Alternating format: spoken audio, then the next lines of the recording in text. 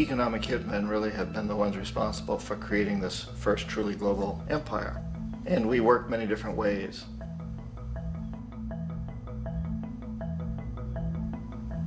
But perhaps the most common is that we will identify a country that has resources our corporations covet, like oil, and then arrange a huge loan to that country from the World Bank or one of its sister organizations. But the money never actually goes to the country. Instead, it goes to our big corporations to build infrastructure projects in that country, power plants, industrial parks, ports, things that benefit a few rich people in that country, in addition to our corporations, but really don't help the majority of the people at all. However, those people, the whole country is left holding a huge debt. It's such a big debt they can't repay it, and that's part of the plan, that they can't repay it. And so at some point, we economic hitmen go back to them and say, listen, you owe us a lot of money, can't pay your debts, so sell your oil real cheap to our oil companies. Allow us to build a military base in your country, or send troops in support of ours to someplace in the world like Iraq, or vote with us on the next UN vote. To have their electric utility company privatized and their water and sewage system privatized and sold to U.S. corporations or other multinational corporations. So there was that whole mushrooming thing, and it's so typical of the way the IMF and the World Bank work, that you put a country in debt, it's such a big debt it can't pay it, and then you offer to refinance that debt and pay even more interest.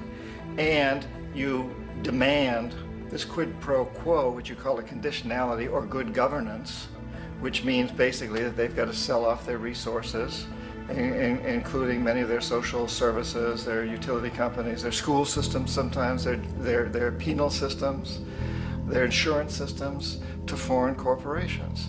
So it's a double, triple, quadruple whammy. The precedent for economic hitmen really began back in the early 50s when democratically elected Mossadegh, who was elected in Iran, he was considered to be the hope for democracy in the Middle East and around the world. He was Time Magazine's Man of the Year. But one of the things that he'd run on and began to implement was the idea that foreign oil companies needed to pay the Iranian people a lot more for the oil that they were taking out of Iran. The Iranian people should benefit from their own oil. Strange policy. We didn't like that, of course. But we were afraid to do what we normally were doing, which was to send in the military. Instead, we sent in one CIA agent, Kermit Roosevelt, Teddy Roosevelt's relative. And Kermit went in with a few $1 million and was very, very effective and efficient. And in a short amount of time, he managed to get Mossadegh overthrown and brought in the Shah of Iran to replace him, who always was favorable to oil. And it was extremely effective. Mobs overflow Tehran. Army officers shout that Mossadegh has surrendered and his regime as virtual dictator of Iran is ended. Pictures of the Shah are paraded through the streets as sentiment reverses. The Shah is welcomed home. So back here in the United States, in Washington, people looked around and said, wow, that was easy and cheap. So this established a whole new way of manipulating countries, of creating empire. The only problem with Roosevelt was that he was a card-carrying CIA agent, and had he been caught, the ramifications could have been pretty serious. So very quickly at that point, the decision was made to use private consultants to channel the money through the World Bank or the IMF or one of the other such agencies, to bring in people like me who worked for private companies, so that if we got caught, there would be no governmental ramifications.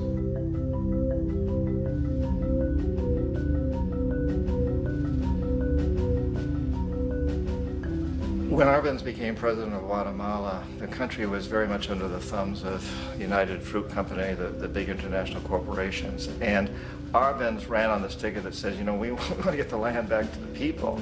And once he took power, he was implementing policies that would do exactly that, give land rights back to the people. United Fruit didn't like that very much. And so they hired a public relations firm, launched a huge campaign in the United States to convince the United States people, the citizens of the United States, and the press of the United States, and the Congress of the United States, that Arbenz was a Soviet puppet, and that if we allowed him to stay in power, the Soviets would have a foothold in this hemisphere. And that at that point in time was a huge fear on everybody's mind, the Red Terror, the Communist Terror. And so, to make a long story short, out of this public relations campaign came a commitment on the part of the CIA and the military to take this man out. And in fact, we did. We sent in planes, we sent in soldiers, we sent in jackals, we sent everything in to take him out, and did take him out. And as soon as he was removed from office, the new guy that took over after him basically reinstated everything to the big international corporations, including United Fruit.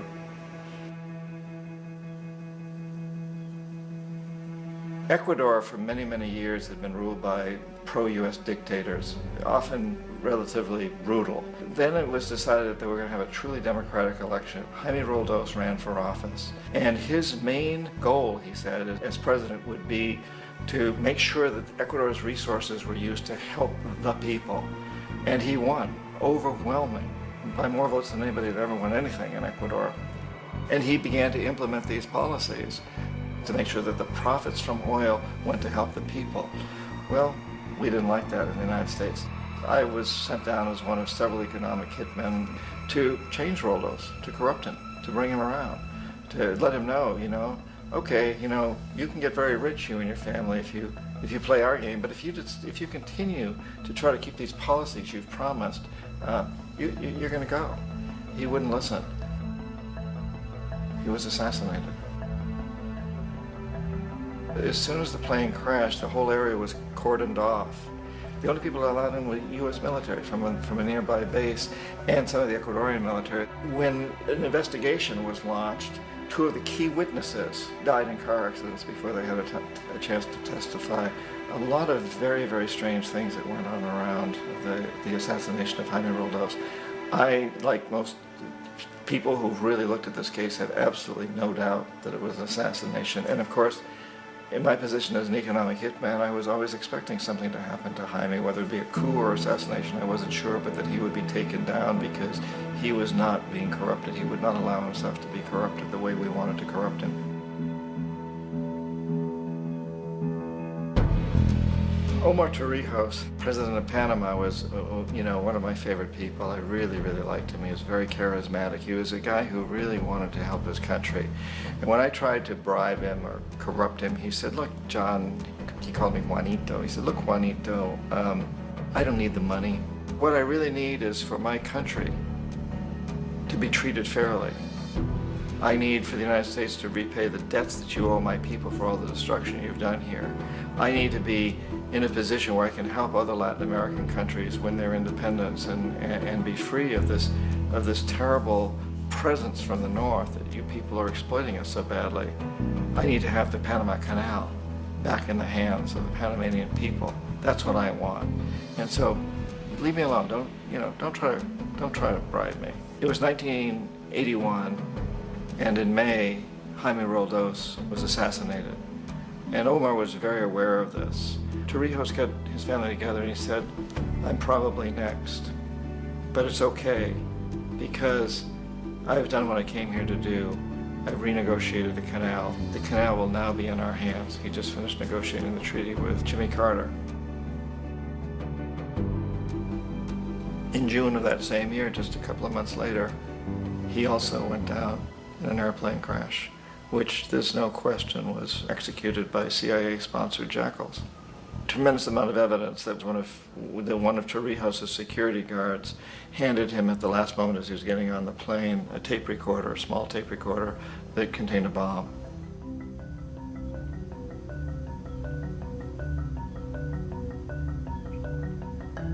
It is interesting to me how this system has continued pretty much the same way for years and years and years, except the economic hitmen have got better and better and better. Then we come up with, very recently, what happened in Venezuela. In 1998, Hugo Chavez gets elected president, following a long line of presidents who had been very corrupt and basically destroyed the economy of the country. And Chavez was elected amidst all that. Chavez stood up to the United States, and he's done it primarily demanding that Venezuelan oil be used to help the Venezuelan people. Well, we didn't like that in the United States. So in 2002, a coup was staged, which there's no question in my mind, and most other people's minds, that the CIA was behind that coup.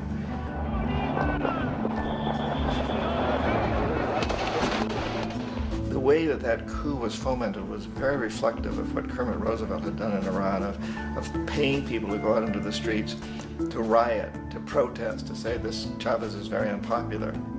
You know, if you can get a few thousand people to do that, television can make it look like it's the whole country, and things start to mushroom.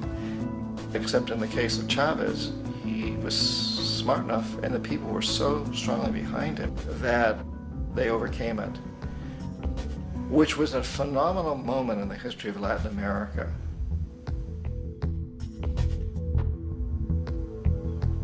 Iraq actually is a perfect example of the way the whole system works. So we economic hitmen are the first line of defense. We go in and we try to corrupt governments and get them to accept these huge loans, which we then use as leverage to basically own them. If we fail, as I failed in Panama with Omar Torrijos and in Ecuador with Jaime Roldos, men who refuse to be corrupted, then the second line of defense is we send in the jackals. And the jackals either overthrow governments or they assassinate. And once that happens and a new government comes in, and boy, it's going to toe the line, because the new president knows what will happen if he doesn't. In the case of Iraq, both of those things failed. Economic hitmen were not able to get through to Saddam Hussein. We tried very hard. We tried to get him to accept a deal very similar to what the House of Saud had accepted in Saudi Arabia, but he wouldn't accept it. And so the jackals went in to take him out. They couldn't do it. His security was very good. After all, he had one time worked for the CIA. He'd been hired to assassinate a former president of Iraq and failed, but he knew the system. So in '91, we send in the troops and we take out the Iraqi military. So we assume at that point that Saddam Hussein is going to come around. We could have taken him out, of course, at that time, but we didn't want to. He's the kind of strong man we like. He controls his people. We thought he could control the Kurds and keep the Iranians in their border and keep pumping oil for us. And then once we took out his military, now he's going to come around. So the economic hitmen go back in the 90s without success. If they'd had success, he'd still be running the country. We'd be selling him all the fighter jets he wants and everything else he wants. But they couldn't, they didn't have success. The jackals couldn't take him out again, so we sent the military in once again, and this time we did the complete job and took him out, and in the process created for ourselves some very, very lucrative construction deals. We had to reconstruct a country that we'd essentially destroyed, which is a pretty good deal if you own construction companies, big ones. So, you know, Iraq shows the three stages. The economic hitmen failed there, the jackals failed there, and as a final measure, the military goes in. And in that way, we've really created an empire, but we've done it very, very subtly. It's clandestine. All the empires of the past were built on the military, and everybody knew they were building them. So that the British knew they were building them, the French, the Germans, the Romans, the Greeks. And they were proud of it, and they always had some excuse, like spreading civilization, spreading some religion, something like that. But they knew they were doing it. We don't. The majority of the people in the United States have no idea that we're living off the benefits of a clandestine empire, that today there's more slavery in the world than ever before. And then you have to ask yourself, well, if it's an empire, then who's the emperor? Obviously, our presidents of the United States are not emperors. An emperor is someone who's not elected, doesn't serve a limited term, and doesn't report to anyone, essentially. So you can't classify our presidents that way. But we do have what I consider to be the equivalent of the emperor, and it's what I call the corporatocracy. The corporatocracy is this group of individuals who run our biggest corporations, and they really act as the emperor of this empire. They control our media, either through direct ownership or advertising. They control most of our politicians because they finance their campaigns, either through their corporations or through personal contributions that come out of the corporations. They're not elected, they don't serve a limited term, they don't report to anybody. And at the very top of the corporatocracy, you really can't tell whether a person's working for a private corporation or the government because they're always moving back and forth. So, you know, you've got a guy who one moment is the president of a big construction company like Halliburton, and the next moment he's vice president of the United States, or the president who is in the oil business. And this is true whether you've got Democrats or Republicans in the office. You have to moving back and forth through the revolving door. And in a way, Our government is invisible a lot of the time, and its policies are carried out by our corporations on one level or another. And then again, the policies of the government are basically forged by the corporatocracy and then presented to the government. They become government policy. So it's an incredibly cozy relationship. This isn't a conspiracy theory type of thing. These people don't have to get together and plot to do things. They all basically work under one primary assumption, and that is that they must maximize profits regardless of the social and environmental costs.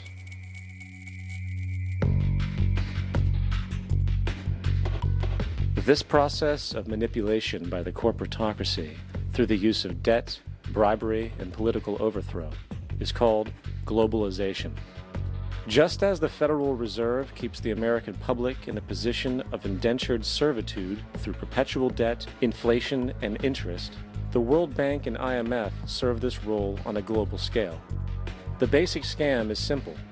Put a country in debt either by its own indiscretion or through corrupting the leader of that country, then impose conditionalities or structural adjustment policies, often consisting of the following. Currency devaluation. When the value of a currency drops, so does everything valued in it.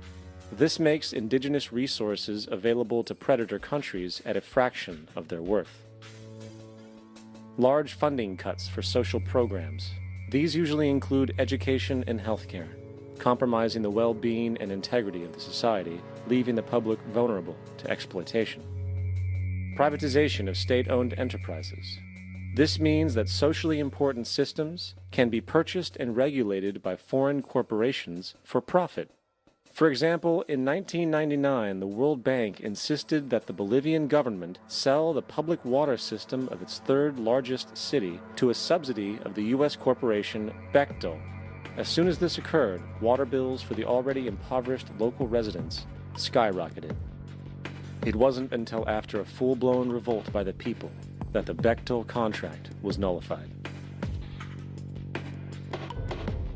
Then there is trade liberalization, or the opening up of the economy through removing any restrictions on foreign trade. This allows for a number of abusive economic manifestations, such as transnational corporations bringing in their own mass-produced products, undercutting the indigenous production and ruining local economies. An example is Jamaica, which, after accepting loans and conditionalities from the World Bank, lost its largest cash crop markets due to competition with Western imports. Today, countless farmers are out of work, for they are unable to compete with the large corporations. Another variation is the creation of numerous seemingly unnoticed, unregulated, inhumane sweatshop factories, which take advantage of the imposed economic hardship. Additionally, due to production deregulation, environmental destruction is perpetual, as a country's resources are often exploited by the indifferent corporations while outputting large amounts of deliberate pollution.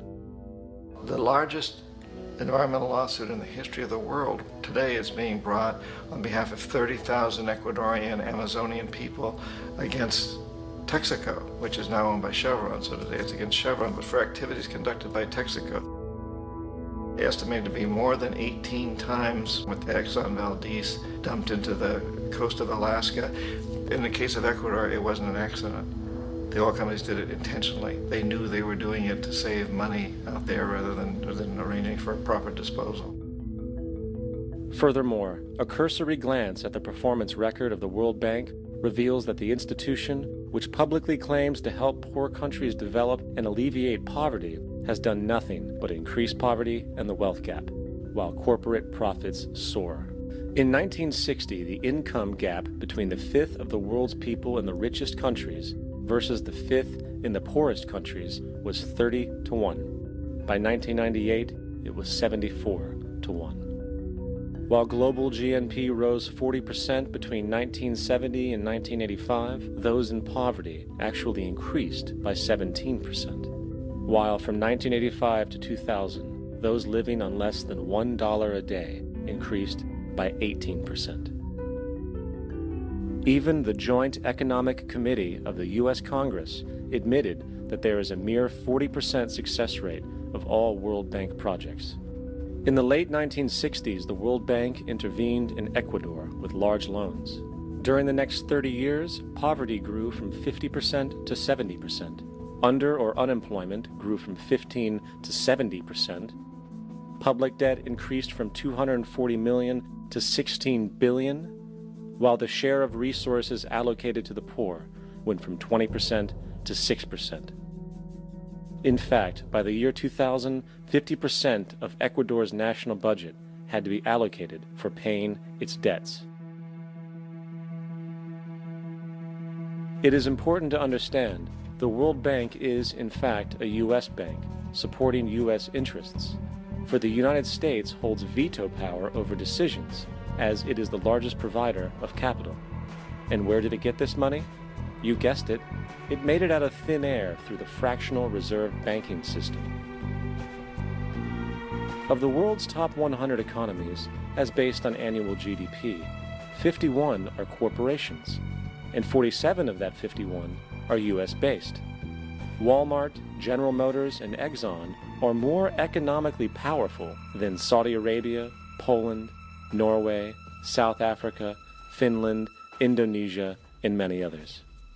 And as protective trade barriers are broken down, currencies tossed together and manipulated in floating markets, and state economies overturned in favor of open competition and global capitalism, the empire expands. You get up on your little 21-inch screen and howl about America and democracy. There is no America. There is no democracy. There is only IBM and ITT and AT&T and DuPont, Dow, Union Carbide, and Exxon. Those are the nations of the world today. What do you think the Russians talk about in their councils of state? Karl Marx? They get out their linear programming charts, statistical decision theories, Minimax solutions, and compute the price-cost probabilities of their transactions and investments, just like we do. We no longer live in a world of nations and ideologies, Mr. Beale.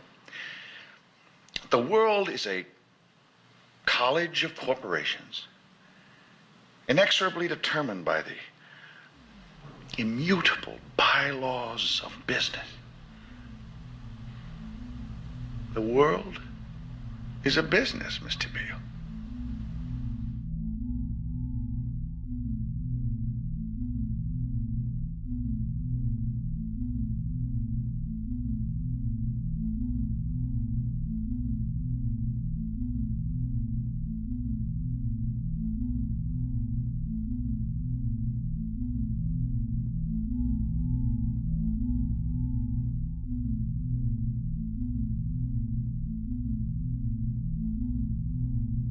The world is being taken over by a handful of business powers who dominate the natural resources we need to live while controlling the money we need to obtain these resources.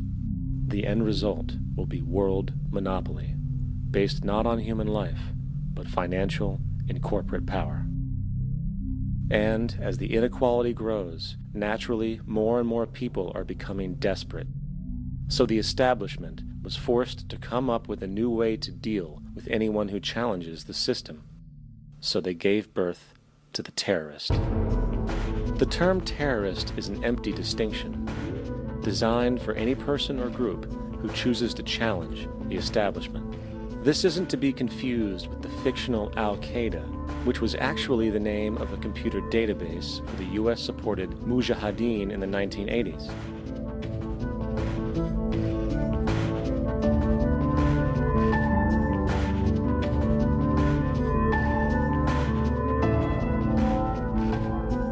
In 2007, the Department of Defense received $161.8 billion for the so-called global war on terrorism. According to the National Counterterrorism Center, in 2004, roughly 2,000 people were killed internationally due to supposed terrorist acts. Of that number, 70 were American. Using this number as a general average, which is extremely generous, it is interesting to note that twice as many people die from peanut allergies a year than from terrorist acts. Concurrently, the leading cause of death in America is coronary heart disease, killing roughly 450,000 each year. And in 2007, the government's allocation of funds for research on this issue was about $3 billion. This means that the U.S. government in 2007 spent 54 times the amount for preventing terrorism than it spent for preventing a disease which kills 6,600 times more people annually than terrorism does. Yet, as the name terrorism and Al-Qaeda are arbitrarily stamped on every news report relating to any action taken against U.S. interests, the myth grows wider. In mid-2008, the U.S. Attorney General actually proposed that the U.S. Congress officially declare war against the fantasy.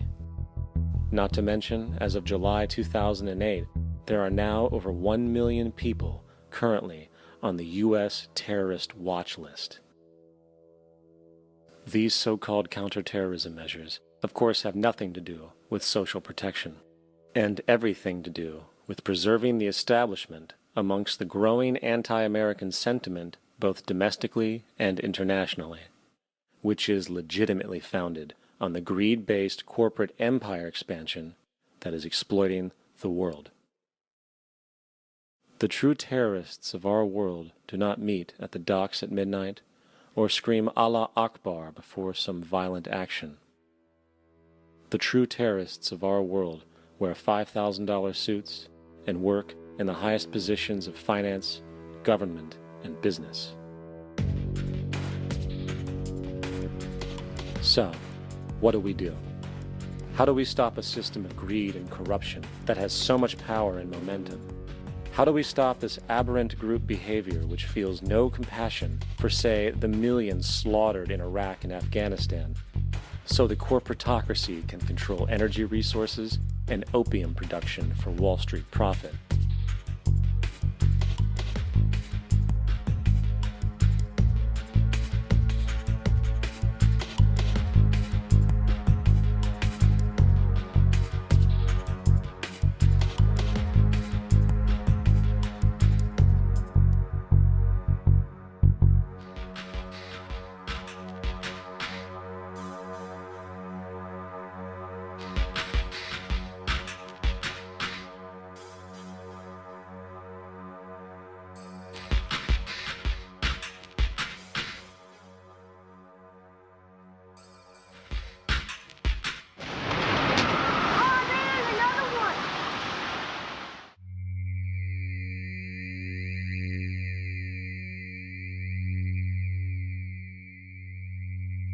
How do we stop a system of greed and corruption that condemns poor populations to sweatshop slavery for the benefit of Madison Avenue?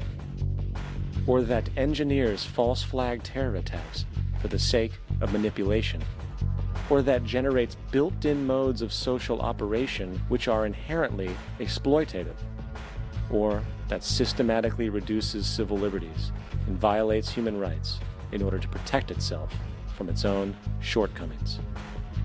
How do we deal with the numerous covert institutions, such as the Council on Foreign Relations, the Trilateral Commission, and the Bilderberg Group, and other undemocratically elected groups which, behind closed doors, collude to control the political, financial, social, and environmental elements of our lives?